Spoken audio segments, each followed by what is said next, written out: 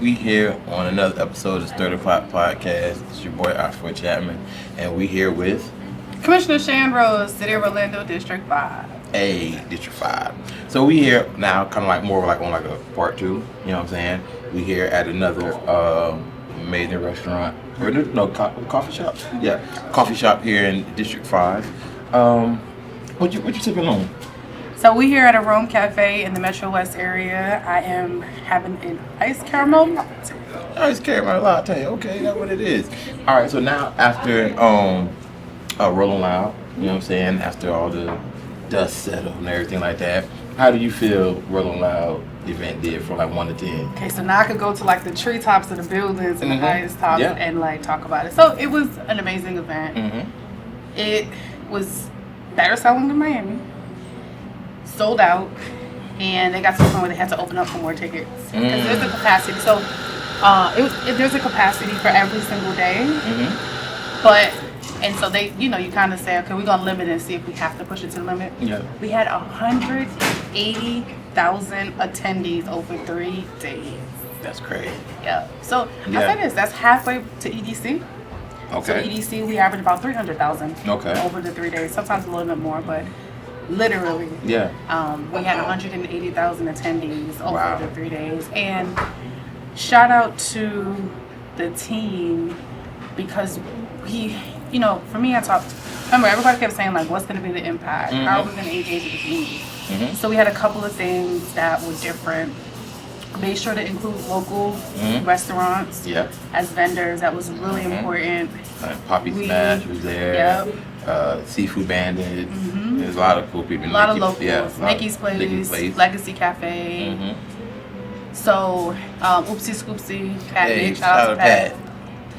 So, we were intentional on that, but then we were also intentional on the activations. And so typically, like, I guess because there's a lot of, EDC is known to be here. So through the last over 10 years, they have their like shows and activities and how they engage. So this being a nuance, we were intentional about like having, sending the artists to specific restaurants to go. Yeah. Shout out to DJ Five Venoms because he was very, very active, engaging, and special shout out to him making sure the locals had a part on a Rolling Loud stage. Yeah, he definitely because did that. For that's sure. important, right? Yeah. I say this. I think my hope and desire is one day we get the true management and exposure as our potential has. We have so many great local artists, and so you think about Glock, you think about Hot Boy.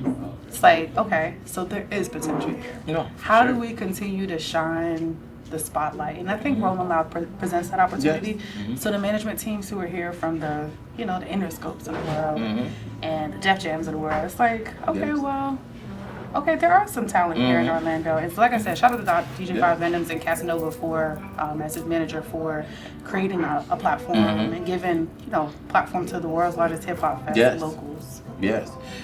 And that's why to answer your kind of question of like, okay, how, I feel like it's the same thing like as in like in sports, right?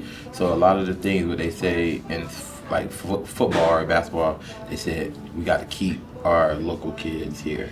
So like I said, like down in Miami, they say, all right, if we have these 5-star kids, we can't let Texas get them. We can't let Alabama get them. We have to keep the kids here. So I feel like a lot of the things is we have to keep the talent here.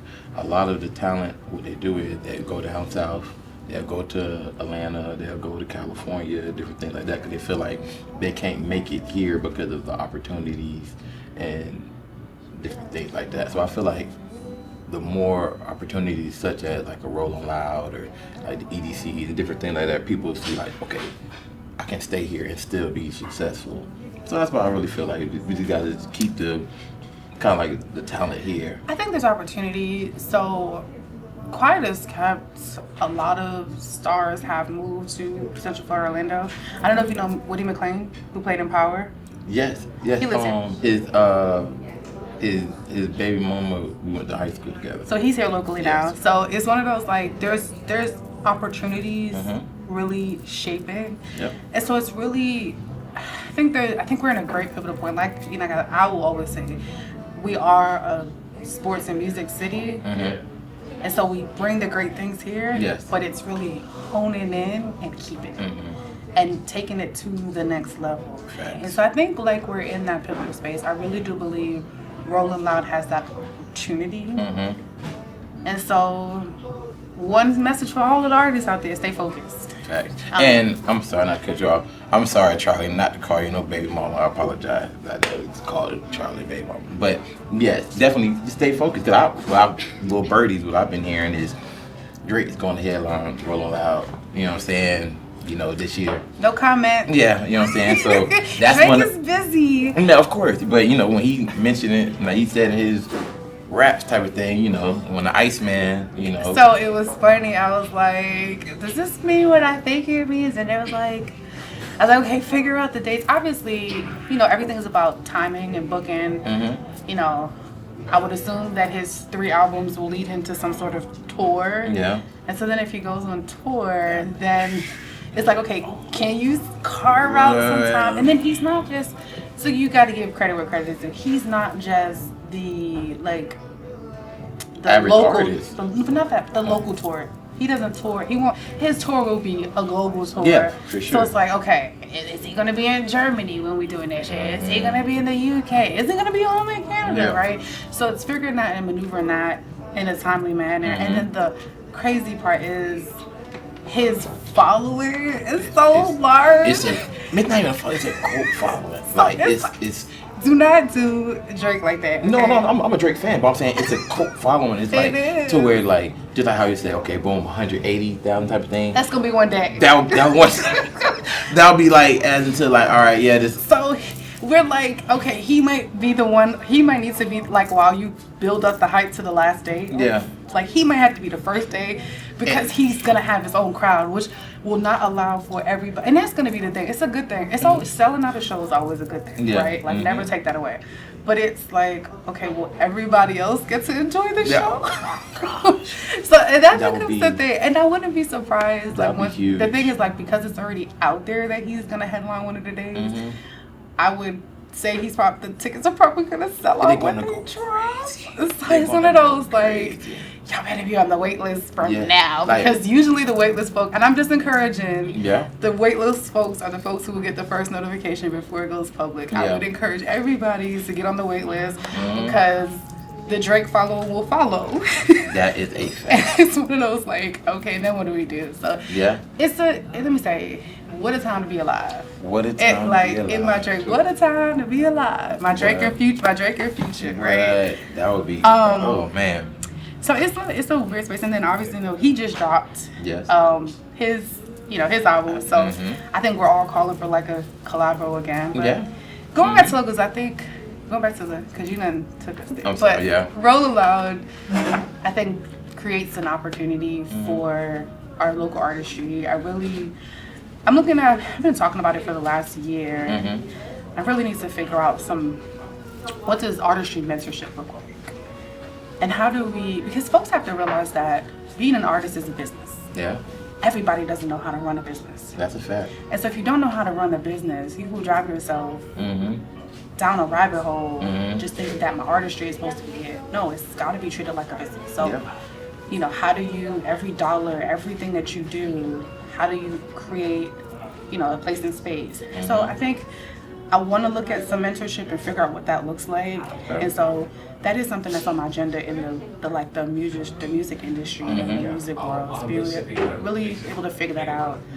I had a conversation this morning with an undisclosed person. It will come out once we figure out iron it. They're willing to put a studio in the neighborhood center to kind of get our kids off the streets. And so, we have a dedicated space for them to say, okay, like this is your time. Give us some time, and this is your time. That's what we're looking at doing. So, figuring out that. I feel like that would definitely be big because just with times and how times change, how a lot of these kids think differently. So like I did a event, me and Pro 92 Studios. We did an event where it's called The Lab, and what we did from ages from 12 to 17, we taught kids how to make beats, record music, create content with the cameras, DJing, all type of vibe like that. And that turnout was really dope. Parents wanted more, and so it made me think about now what you were saying about that with how like not every, but a lot of the areas they have like the Boys and Girls Club. If the certain areas had like studios to where like a lot of these kids won't be outside or doing dumb stuff, it's like if I can go record music and try to be the next big thing, they will, and then especially if you give them guidelines. All right, look, if you want to come here and record, blah blah, no, none of this, none of that. You can't talk about this. Boom, they gonna follow suit. I mean, even that, I think the other part of it is staying out of trouble. Yeah. Like you've got to give a caveat. You've got to give a reason why. So the biggest, well, I wouldn't call it, what has come out is I'm transforming one of our neighborhood centers into a solely middle school center. Okay. And so the reason for that is middle school is your turning point in your life. And I don't care where you live, there's always the streets waiting for you. Whether it's the streets to sell some dope, hold a gun, steal, break into a car, beat up on people, there's a streets waiting. So if I give you the space and opportunity in your pivotal point in your life and show you help guide you, learn more about you, figure out what are we missing. Maybe there's a curriculum that we need to put in the schools that we're missing because this is the interest from a bunch of kids. Maybe something we need to do at the center. So, and that's a piece because it's important to make sure that our kids have safe spaces. But the pivotal point was we were struggling in Paramore with our middle school kids, fighting all the time. And so there was a massive fight. I had staff, hey, I just got a call because one of my mentees, she got jumped at the park, which is why I ended up calling staff. I wasn't around at the time. I hit staff and said, hey, I need you to send a team out here. There's a massive fight with 20, 30 kids going on at the park. So they went out there, talked to the kids, told the kids, we want you to come in and let's talk to you about something. What would we do? And so kind of talked through, well, we run our own space. We don't have anywhere to go after school, so we just roam the streets and get in trouble.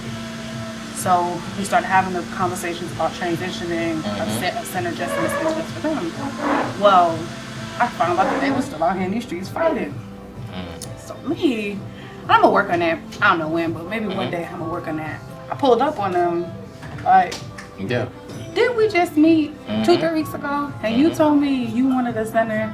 And so how I'm gonna do that if you out here? I said, how I'm gonna do that? Okay, let me ask you this. How will you see that if you in jail get in trouble? And they look, but Miss Shana, but Commissioner. But they started, no. If you get in trouble, I said, what if they set the rules that nobody who gets in trouble can come inside? I said, then what do you do? I said, I'm putting my neck on the line for you all and saying we need to do this. We got to do this. What are people scared to come and even be mental counselors and mental with y'all because y'all so out of control? I said, y'all got to think about the long-term effects and impacts of the decisions that you make now. I can't be out here like telling us that, yes, this is what we need to do. Let's go for it. And y'all out here getting in trouble. I said, that makes me look bad. And so I said, like, that instant conversation having that, I got the phone call. I don't know what's going on in the neighborhood, but these kids doing a little bit better. And I said, oh, you just got to treat them like your own. And that's what I've learned. Like, I don't treat any different. I will say this, and my staff don't like it too much, but all my special needs kids get extra attention. I don't care where I go.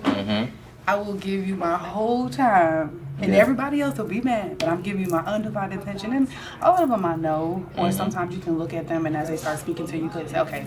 So, but like my special needs kids get all of my attention.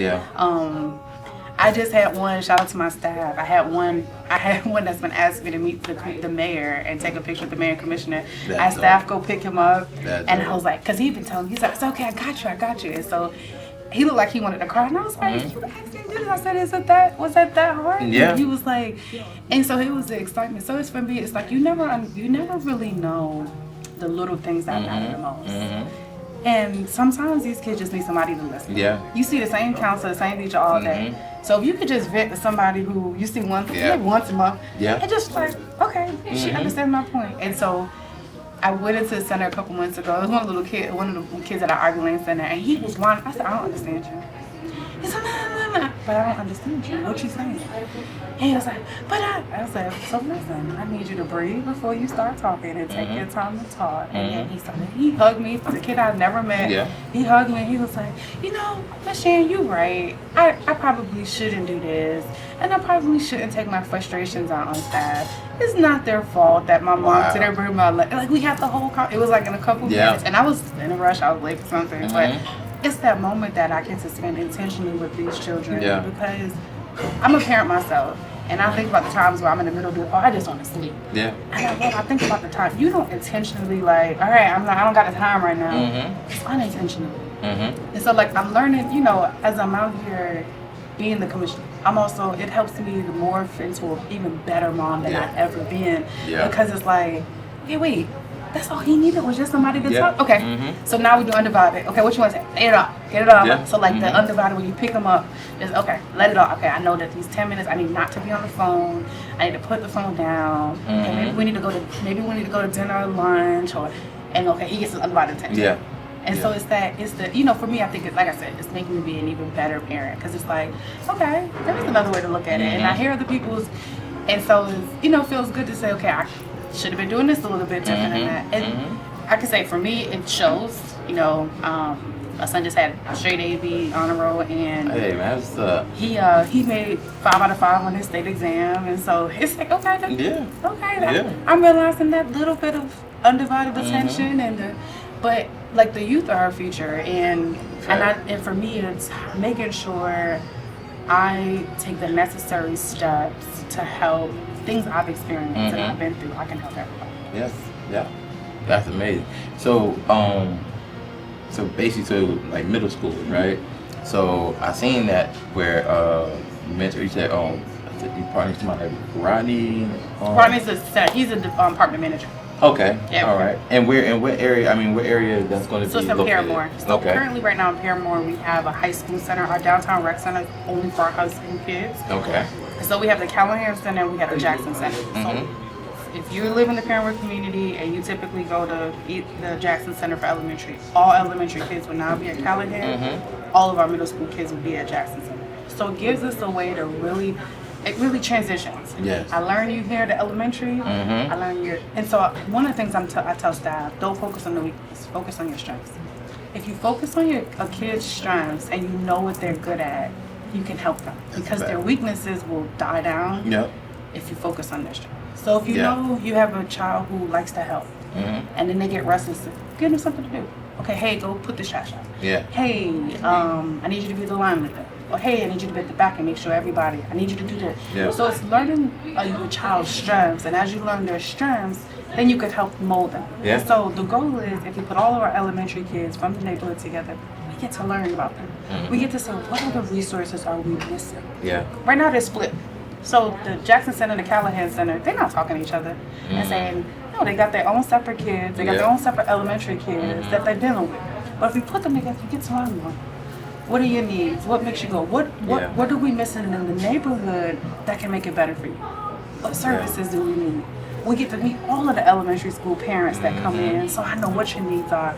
Okay, because the parents become like family, so they grow a sense of like, I can tell you, well, I'm struggling with my light bill, or I need some extra food, or this child is just, she can't get right. So we build those rapport with our parents so we can get to figure out, how do we fill that gap? I mean, and I don't care who you are, even if you got a stay-at-home parent, we've all been in this space. And let me not say all. The majority of us have all been in a space where we had working parents. And so our parents all did the best they thought they could do at that time. Yeah. If you had a single parent, you had a 2-parent household, all thought that they could do the best. Yeah. And so each one of us turned out different. Even with a 1-parent household, 2-parent, we've all turned out different. Yeah. But there's a gap. And so figuring out the gap, how do we get more success? How do we get less dropouts? How do we get more careers? How do we get more, how do we get you into a space from a young age that I can motivate you? Yeah. So, we do a little bit of teach-ins at schools. That's hours somebody comes in. Yeah. But if I'm continually bringing in resources and different touches and feelings, you could touch the construction company, you could touch so like this week coming Travel and Leisure is moving to Paramore, and we're going to do a career day, and they're going to travel and leisure and learn about all of the job opportunities. So it gives you something to look forward to. When we have our fire department out, it gives you something to look forward to. But like, unfortunately, it's not going to be in the home. Home reinforces, and I tell everybody that, like, it was this weird space. People like, no, you lead, and then I said, no. I said, your children spend the majority of their time with someone else. Whatever they're doing there, let's mirror that. That's what you're doing. You're supposed to do at home. So you teach them the basics. Here's the basics: the respect. You listen to adults, and then they're gonna learn everything else when they go to that school. That's a fact. Everything else when they go to that summer camp. That's a fact. So how do I make sure I meet you where you're at? How do I, and then that 12 hours you may be home, which is most of it is gonna be downtime. How do I put enough and instill enough positivity into you that whenever you go home to, it's not gonna be a hindrance to your future? Wow. Yeah. So, you know, there's going to be a lot, and I say this, change is not always easy. I don't care who you are, I don't care what you're changing in and out of. It's not easy. I don't care. Like, even in this role, it was easy. I'm not going to sit here and say, this was the easiest thing. No, it was an adjustment, and it still is an adjustment. Every day I get a business adjustment, but change is good. Yeah. Change is needed. And so if you keep doing, keep doing the same thing and expecting different results. That's the definition of insanity, right? And so we've been doing the same things in Paramore. We gotta try. We have to at least try something different. Yeah. We have to at least say, how do we make this a mirror that we can take this, and the saying with me and being someone that's rinse and repeat. How do you create a community that cultivates, has the resources to say, this is how you deal with the low income, high poverty community. This is how you mold it. This is how you take a black community and really build success. I mean, we've had some great successes that have come out of, the black community, but it's just, how do you continue to make those? How do you continue to make the Judge Perrys of the community? How do you continue to make, Dr. Bridget Williams, she's the deputy superintendent at OCPS, she was the Jones principal. And, how do you continue to make those greats that we can say, this is how we did it. This is the, and it's not a running from your environment, because unfortunately that's the other part you get, which is why some people get in trouble. They're running from the environment that they're in. They're running from the drugs. They're running from my mom gets beat every night. They're running that, my dad's abusive. They're running that, like, I didn't eat. And so I know my mom doesn't have to get me school food, so I'm gonna go steal. I'm gonna go sell drugs. I'm gonna go hold this gun so that I get paid so I can buy my own shoes. I can buy my own clothes. So it's that, like, how do you take a community that this is known, and that while it's in blacks, it's in minority communities, period. Yeah. But I'm focusing that's the majority of who I represent. Yeah. But it's that, how do you create the programming to be able to say, let's see the successes? We look at Jones High School, 98% graduation rate. 98%.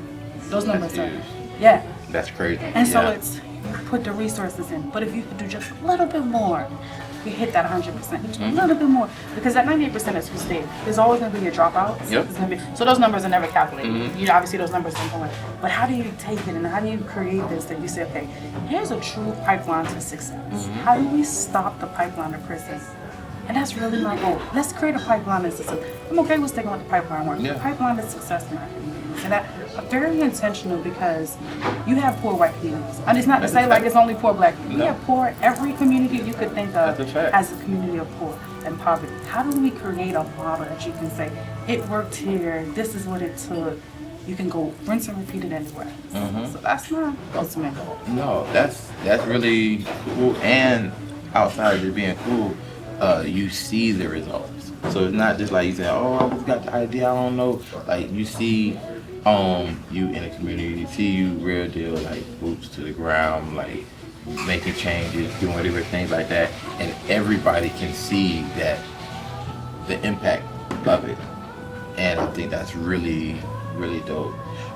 Is there anything else that like you working on or you doing that you want the people to somewhat be aware of? It's a lot. I would say this. If you're looking for somewhere, if you're looking for a pivotal transition in your life, or something different to do, there are a lot of construction jobs. Reach out to my office, reach out to me. There are lots and lots and lots of construction jobs. Yes. As you know, we continue to grow as a city. There's houses and apartment complexes going up in the mass numbers. As Call my office. I can get you a construction job on any given day. I can get you training that you need. When you think about the starting pay, and then I'm just gonna go the base, $50,000-$60,000 as a plumber, where you could get in and out. I have one of my friends. He started doing drainage. There's no licensing for it. Just basic. He goes into the theme parks and they do drainage throughout the theme parks. And so I know that contract. but you connect the truck, put your suit on every day. You connect the truck, connect the hose to the truck. $27 an hour. He's working 60 hours a week. He works overnight. Yeah. So he got his whole day and weekend all to himself. Good. You hear me? And that's the cool thing that where like I feel like with a lot of like kids then go into adults, it's a lot of opportunities and things that right there in front of your face that you would never even think about. You would think like, oh, okay, cool, I did sports or I did the street, I did everything. Like you didn't do nothing really yet. You know what I mean? With so many different opportunities and things that's right there, but it's not knowing that's even an option. You could go to construction, work 7 to 3, you got your whole day, go home, get a couple hours of sleep, you can get to relax, you got your whole evening and day ahead of you. You got, and the sky's the limit. So you could start off working, doing plumbing, and find yourself in the office being a manager, being a superintendent, being a person who's leading a bunch of sites. So all you do all day is go look and make sure everybody else is doing what they're supposed to do. And so there's opportunities to pay for schooling, licensing, and so like I want everybody to know that like don't get stuck. Like there's no reason to get stuck where you are. Yeah. There are opportunities. I don't know if you've ever heard of TMRW Sports with Tiger Woods and the team. Oh, okay, yes. Okay. They're moving into downtown. Ooh. Out there too. That's raw. So when people talk about like downtown, Shout out to Tiger, man. That was raw. So they are moving into downtown Orlando. They will, over a course of 5 years, they will start off with a certain amount of jobs because they're relocating, and then they will grow over 5 years, which means job opportunities. Yes. And they're high wage jobs. They're not just, $15 an hour jobs. They're high wage jobs. Yes. And so, there's a lot of great things happening. I am very intentional on meeting people where they are. Just tell me what you're looking to do. Let me help make your dream a reality. Like I get to do it. I get a great, City of Orlando staff is amazing. Every day they make my dreams a reality. Hey, there's some trash there. My reality is for no trash. Yeah. Make a phone call, pick up trash picked up. So my goal is to help everybody else bring their dreams to reality. And what does that look like? This week, in the next couple of weeks, Milkshake Factory has opened up downtown in Paramore on 595 West Church Street. Okay. In the City View building. And then we've got Halo, also known as the Wig Factory, is opened up on the 600 block of West Church Street. Okay. We've got a lot going on. The Grill is coming downtown. I seen that. So The grill. So I have two in the district. Yes. Yes, and the Grill is coming downtown. And we got a food hall coming into downtown, which will have 18 different locations. Is that on Church Street? It's on Roslyn. So, where the University Club used to be on Roslyn and Central, that tall high rise. Okay. On the second floor, it's literally 2 floors on the second floor. They're going to do 18 food halls. It's going to be some of the best cuisine around the country. They're going to have locations and spaces. So there's a lot of great things happening. What I will say is, as a community, and I'm just really honest, we've got to stop letting the negative drown out the good things happening. For sure. 1,000%. I think we spend so much time on negativity where we overlook what's really happening, right? Obviously the whole downtown. Well, show me a downtown where there's not a bar fight. Yeah. Show me where. Show me where you can go anywhere and there's not some kind of bar fight. But unfortunately, what we're allowing people to do is say like black people are crazy. That's really what these videos do. They're not in the fighting and stuff. I've been seeing. I told my homeboy, I'm like, the marketing. I said the marketing dollars that's been put into try to make downtown like just the worst thing. Like it's been because you can see it. Like you see on people's timelines, you see the content. Like nobody has ever through the years of being downtown where you seen like content of just showing downtown like at its worst. Like you can tell people are walking around waiting for something to go over there, boom, turn their metas on and something like that, like a recording. But it's because negative news travels faster than positive news. Everybody made a big, and I just use a basic on federal level. Everybody talked about Mitch McConnell, right? Oh, he's probably dying. But, well, I ain't seen that same positive news when he sat in the, regardless of what happened. I don't care if they put him in a chair, sat him up, and they had him wound up and gave him a whole bunch of, I don't know. We don't know the situation. When he sat up in that bed, I didn't see the same positivity. Oh, he's fine. Yeah. It was all the negative. Oh, he did. They don't want to have an election. I mean, like, are we in the hospital room to know? So negative news travels faster. Yeah. And so it's just, you know, it's this one thing. I tell folks, we have all been 21 before. We have all been 18 to 21 before. And so with that being said, what do we do at 18 and 21? Yeah. We go find a bar to go hang out in. If somebody happen to push you or something, some people are Jesus and then turn to the other cheek. And some people just ain't Jesus. Some people just ain't gonna say, I'm gonna give you my other cheek. Yeah. So that's what you get, right? Yeah. And then you get the online beef that turned into real life beef. Oh, remember what you was talking on social media? Like, Yeah. so it's that negativity that it's like we allow the negativity to dark cloud unsafeness. And I'm like, the other part I think we all have to get to. People need to stop just recording fights and call 911. Because while you're recording, what do you know, no matter where you are in this world, a law enforcement officer cannot be in every situation unless they are called to it. So that's my, like, to everybody watching. If you see something, go 911. Y'all so quick to record a fight rather than saying, let me call the officer. The biggest one now is stirs the alley, the fight in the back alley.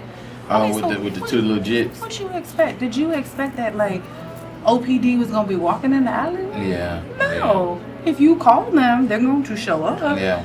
But their job is to keep rolling and keep moving. And when you get a 911 call, you respond. So I think that's my message. Yeah. If you see something, report it.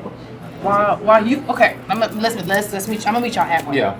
Okay, one friend record, the other one call 911. Because I know y'all, like, you gotta record, right? Like, somebody wants to record. Everybody wants that viral moment. Yeah, they want so that that's content, the deal. yeah. Like, y'all figure out who's the designated okay, caller. You use your phone. DC. You gotta figure out. So when y'all going out in group, figure out who's the DC. Who's the designated caller? Who's gonna call 911 while the others record? Like. Okay, so like Free saying, right? All right. So like you said, a lot of the negative travels faster than the positive. Okay, what's something positive that's going on that you would like to shed light on when somebody might be doing something in the community or you outside of yourself? Like say, oh, you know what? I like what they're doing. I like this. You know, something. You can give it a little. Not even trying to get me in trouble. No. So I'm gonna just say there's a lot of great community partners doing a lot of great work. For sure. I would say our main streets are doing a lot of great things. So I have 3 in the district: City District, Paramore, and Westlake.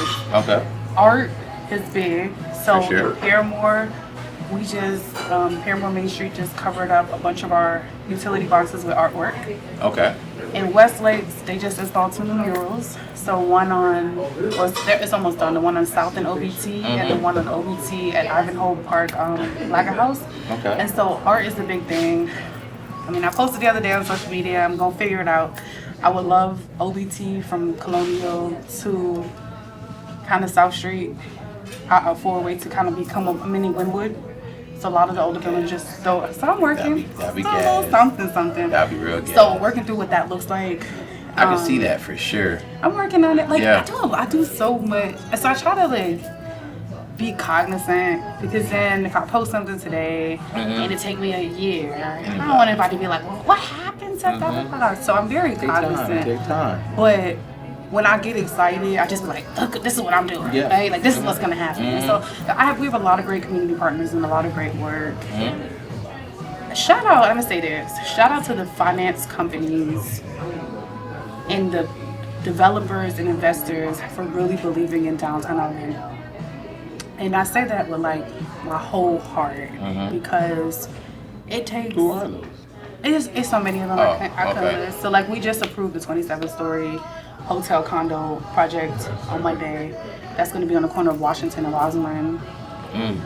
That piece of land that's right there. I seen something about where over like by the old Orlando Center building. Yes. That situation is Heather Wick is the designer for that, and so they are looking through. I desire some sort of high-end retail in downtown, so whether it's a Saks or Nordstrom, so that we bring in high-end retail so people can shop and give people a reason to stay in downtown. And so it's how do you incorporate that? What does that look like? So you've got to measure that all out. How do you create that? What does that dollar amount look like? What do you need to raise? How do you get them? How do you entice them? So going through those processes, I think that will be great. Like I said, Heatherwick is the group that is doing the design for that and what that looks like and kind of laying out. They are internationally known for great architecture, so it would be really cool to have them build something here and design something to be built here. I'm still waiting for you to introduce me to Chuck Whitall too. Hold on, wait. You missed the event that I invited you to? Which one? I was on a whole panel with Chuck Whitall. You invited me? I did. Like 2 weeks after we did the podcast. I said, "Small world. Hope you come check it out." I did. I ain't like you have to show me. It's respectful. I don't recall that. You know what I mean? I don't. Is that what we doing? I'm just I saying. remember. Oh, I mean, of course, you know. So I was sitting around with her. She said it. No. She so said. you said that, and you said, "I'll be there." I said, in "Ask 4K. and you shall receive." Okay. Caught in 4K. Ask and you shall receive. And then you told me you would be there. Had me tell him I had a whole guest. And no call, no show. See what happened was. You know what I'm saying? You know what I mean? But I players too. Word of the day is Yeah. excuse. My word of the day is excuses. Excuses. Dang, I ain't gonna lie, I missed that. Wow, I can't believe how. I told Ask and you shall receive. We had just talked about it, and I got on a whole panel with him and invited you. So you see that I do my best when my friends ask me for things. I played. So you know what I'm saying. Now since y'all got even now a better relationship now, since y'all on the panel, so now it won't probably be that bad to you know what I'm saying. I'll figure it out. Yeah, we figure it out. We'll figure that out. Yeah. So I know you got a busy schedule and you got to get going. Is there anything else that you would like to let the people know? You know what I'm saying? What to follow, how they can support, if it's something like might be a event that's coming up or anything like that. So I am Shan Rose, SHANROSE on all platforms. Follow, like, and we have a volunteer link that you can sign up to volunteer. So events that we're having around the district and community. I also have a link tree where I put all events. So if I post it on social media, I post it on link tree so you know what's going on. I don't only do District 5 because there might be something happening in another district or even in the county. I want to educate as much as possible. So SHANROSE on all social media platforms. Reach out if you have any questions. I'm here to serve. Yeah. And I'm going to whoop you on Uno again. We appreciate you, you know what I'm saying, for all the work that you have been doing and you continue to do. You definitely expanding the city in a lot of different ways. And that's another episode of the Stir the Pot Podcast. Your boy Afro Chapman, and we out. One last game before I leave. Yeah.